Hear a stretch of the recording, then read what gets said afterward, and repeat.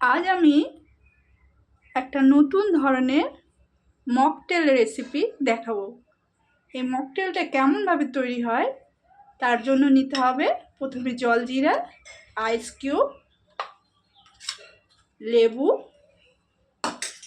আর ঠান্ডা জল আর লিমকা। যে কোনো ধরনের ঠান্ডা পানি আপনি দিতে পারেন। আমি এইটা প্রথমে ঠান্ডা জল অল্প করে দেব লেবুর রস। লেবুটা দেওয়ার পর একটু জলজিরা দেব, যে যেমন পছন্দ করে।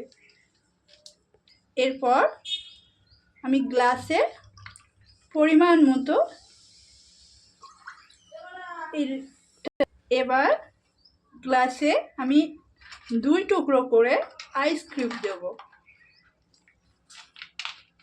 আপনারা যদি মনে করেন বরফ দেওয়ার পর একটু ঠান্ডা হয়নি, পারলে আপনারা একটু ঠান্ডা জল অ্যাড করতে পারেন।